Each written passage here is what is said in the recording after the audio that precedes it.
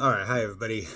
So I want to talk a little bit about the SONOS system that I have, give a quick review about what it is and some of the problems that I've experienced with it. Now, I've been with SONOS for almost 10 years, probably about 10 years. Was purchasing their line of products early on when they started releasing them. I saw some of the original products, the legacy products that they have. They came out with the Play 1, the Play 5, the Play 3s, and I slowly started purchasing them over time. I was really enticed by the idea of a wireless speaker, really got into the Sonos line, and I invested extremely heavily into Sonos. But I want to talk a little bit about some of the problems that I have with this system to kind of help people understand what you're up against when you're purchasing a Sonos system. When you Google Sonos, you're going to find all of these websites that preach about how good Sonos is, how this emerging technology is there, how wonderful it is. Dial it back a little bit, and what I want to talk about is some of the cons. I'm going to talk about some of the pros too, but there's a lot of cons with the Sonos system that need to be addressed. We're going to talk about it, and the purpose of this is just to address this and relay to you my experience that I've had over the past 10 years with Sonos so that you can make a little bit better decision about whether you want to go with Sonos or not. Sonos is not for everybody. You definitely need to be technically inclined in order to operate this system efficiently.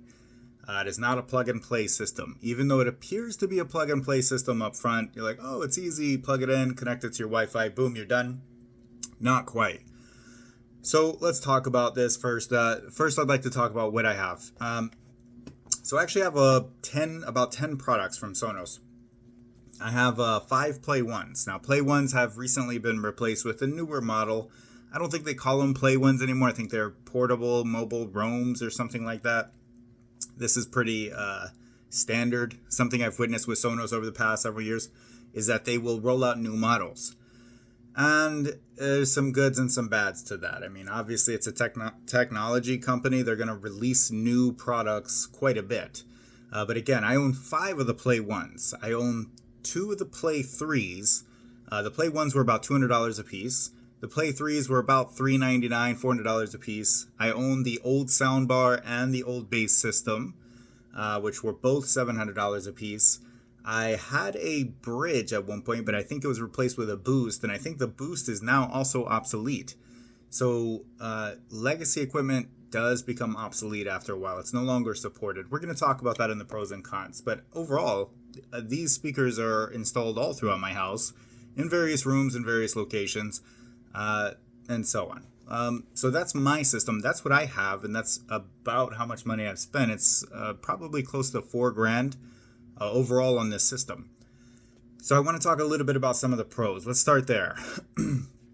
I love the things I love about my Sonos system. And what I mean by that is when my Sonos system is working, it's great. It sounds amazing. The speakers are extremely durable. They make them with a really good solid material. They feel sturdy. When you pick them up, they feel nice and weighty, and they're heavy, and they don't feel like they're gonna break easily, right? So they're very durable. That's Pro 1. Pro 2 is the sound quality is exceptional. They sound really good. My home speaker system for Sonos, the soundbar, the bass, the Play 3s, all this stuff combined, they can sync up, and they sound really good. They sound just really good. They did a really good job with the sound. They're portable speakers. You know, you can move them around from location to location. When you do that, you can mount them. You can mount them anywhere in your house as long as it's near a power source, or you run power to that and it can link up there. And obviously, it has to be within the range of your router in some manner, some capacity. The other thing is I really like telling people that I have Sonos in my house. It's amazing to say and see. And people, I have, for example, I have a Sonos speaker in my bathroom, in one of my bathrooms in my guest bathroom. And some people are taken aback a little bit when I say that. I'm like, oh my gosh, you have this electronic device in your bathroom. But it's actually really cool. During our host or our guest functions, we invite a bunch of people over. We have game nights. We have things going on. And they can go in the bathroom, they can handle their business, and there's a nice melody playing in there. It kind of drowns out any bathroom sounds that happen. It's a really good system, right? We love those things about Sonos, and when it works great. Some of my friends have picked up Sonos systems as a result of coming into our house and seeing Sonos. When it's working, it's it's good, right? But let's talk about the cons. Those are the pros. Those are kind of the pros of the systems. There's some good pros. There's strong pros. Let's talk about the cons. Now, yesterday I threw a birthday party for my kid. It's his birthday. We get a bounce house. We invite probably 20 to 30 people. They all come over. Everything's going great. About 2 hours before the party, my Sonos app has an update that has to be pushed to my Sonos system. Okay, no problem. All right, so I go to push the app and I get into this recurring loop with updates and my app just stops working. I lose the capability to do anything to my Sonos system. So I did not have access to my Sonos system at all during the party. Was not able to access it. That part sucked. Still not able to access it now. I've reached out to tech support. Unfortunately, they don't provide support during certain hours. I was not able to get it resolved in time for my party. So we went without music yesterday. I did not have access to my speakers because I did not have access to an app. So the first con is technical support. Technical support and application support is what I'll say. Time to fix a problem, it could take a long time. It could take an entire weekend. It could take longer. And anytime you need to talk to technical support, you could spend anywhere from 30 minutes to an hour and 30 minutes just trying to solve a problem. And it can be quite a pain. And you need physical access to all of the components in your system in order to troubleshoot a problem. So this works into mounting. When you're mounting things, you can't mount it up here, like in the ceiling, because you will need to at some point have physical access to this. You will need to be able to press the buttons on the top of the speaker and so on. And that makes it kind of difficult. You have to consider that when mounting them. You can't mount them in hard places because you'll need to be able to access them later. So expect that for the technical support. Now, the application support and the application problems, there's a severe delay in the application. There are two applications. There's the S1 and the S2. And this is something else we saw from Sonos. Sonos is an emerging technology speaker company. So they produce speakers with emerging technologies such as wireless, Bluetooth, and so on. So their technology is constantly being developed, it's constantly changing. But the problem is the support for technical and application support for legacy items or items that they're currently are the past items is not as good, and it's noticeable. Even for the current items, the part of the problem is they develop a speaker and they don't have the time to refine the software and the application and everything before they're moving on to the next speaker. That's a pretty big problem. So it's never really solid in its current state. So I've had a lot of problems with the applications. This is one of the chief complaints about the Sonos systems is the applications. My system got stuck in a recurring loop of an update. And this is for an older system. It's not even for the newest system, right? So there's that problem.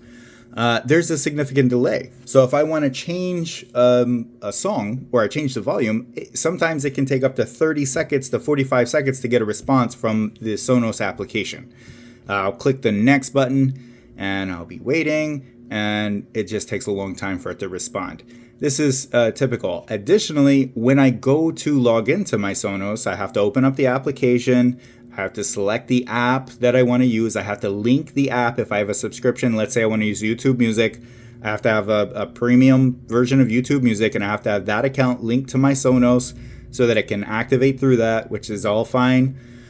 But it's slow, and it can be a painful process. It's linking multiple accounts to other applications, and there can be problems with that. I've experienced problems with that as well. So it's hard to navigate with the services sometimes. And you'll create playlists through the Sonos, and Sonos will allow you to create playlists and save them. But the application is just very, very clunky, and it's hard, and sometimes it's not responsive. It can be very, very unresponsive, and it can just be difficult. You'll play a song on your speaker. You'll want to go to the next song. You'll click on next, and they'll say, "Oh, Sonos has disconnected from your primary service. You'll need to reconnect to, YouTube Music." And that's a pain. You got to go back and reconnect, and it's just painful. So that's a pretty big problem. The app is like the number one reason that this system is it's hard to use. Another thing is the hardware gets updated. So you'll notice that all of mine are called Play 1, Play 3, Play 2, Play 5, and so on. But they've launched all new equipment. So One of the biggest problems, another big con, is that when their old material or old hardware is obsolete, it's obsolete. You cannot use it. And Sonos will come out and say, no, you can still use it. You use it through the S1 app. The old stuff is used through S1. The new stuff is used through S2. The problem is the S1 app does not really get the same kind of support as the S2. It's kind of not great. So I have an old Play 5 that was the very first piece of equipment that became obsolete in my Sonos system. And I know they don't like to use the word obsolete because I can still technically use it, but the amount of troubleshooting and the amount of technical time it takes to set up the Play 5 each time I want to use it, it's way too much. I will never use that speaker. I can't hardwire that speaker into any other system. That speaker is done. When that app is gone, the S1 app is gone, and they no longer update it, I can never use that $500 speaker again. So that's a big problem. And you will see, because it's an emerging technology company for speakers, you will see hardware become obsolete. So just be aware of that. And once that hardware is obsolete, it's obsolete. You can't use it. It's not like speakers from the 90s when they had two wires, you could plug them in to any system and they would work anytime. I still have speakers from that time that I can still use today. But these are not those kind of speakers. Once you spend the money on them, it's kind of done. They do offer discounts. Sonos does offer discounts to replace the speakers, but I don't want to spend $500 more or $450 because there's a discount on another speaker that's just going to become obsolete in another 5 years. So you have to consider that when purchasing this. Just consider the possibility of the equipment becoming obsolete. The other thing is, we were talking about mounting. You need physical access to these speakers. You have to have them, so don't mount them too high. It does require power. If you have to troubleshoot these speakers, you have to have access to them, and that was a trial and error for us. I've had the Sonos system for about 10 years. It sounds great, but I have had to have access to them multiple times. Additionally, I am the gatekeeper for the Sonos system in our house. My wife does not know how to use it. My kids do not know how to use it. There is an application for it, but if there's any problems with it, I have to go fix it. I am the only person in the house who knows how to fix it. Now, we work in information technology, so I have a pretty good awareness of my home network and the infrastructure that we're running. We have a really good router, really good mesh router system, really high-speed internet, and our router supports all these speaker devices. However, I'm still the only person in my house who knows how to troubleshoot the Sonos system. If it goes down and I'm out of town, it's down until I get back. So that's something to consider as well. That's something that can very easily happen. You need to be technically inclined to operate this system. All of the sites that you see, they're going to tell you, hey, this is a plug and play. You plug it in, you connect it to your Wi-Fi, boom, you're good to go. That has not been my experience. I have had to troubleshoot this system. 10 years, there was a whole year where I didn't even use my Sonos system. We were in the military, we were moving around. I packed it up, and I did not want to deal with the setting up the technical components of it and calling in and adding all the stuff back. Every time I moved locations, I had to reset my account, add all of my products back in. They update the applications, the S1 and the S2 applications sometimes, and that can push your hardware off of the app, and you'll have to reinstall it. You might even have to call them and sit there for 30 minutes to an hour getting it re-added to your account. It can be quite crazy. The application support it's just a myriad of problems. There's a whole bunch of problems there. And the cost is simply too high to experience any of those problems. I think $4,000 on a sound system. Over the last 10 years, this should be a top-of-the-line sound system. And like I said, it sounds great. It's one of the pros is it sounds amazing when it works. And if you go and look at the reviews for the Sonos system, you'll realize that it's quite low. On the App Store, I think it was like a 1.8 out of 5 stars. None of that has anything to do with the durability, the sound quality, the portability of these speakers. All great. Really great factors. All of it has to do with the technical support, the technical requirements, and the Wi-Fi installation of these speakers, the application support. When they update an app, it messes up your speakers. It makes it horrible. So again, this is just my experience with the Sonos system. If I could go back and purchase another system, I would not purchase the Sonos.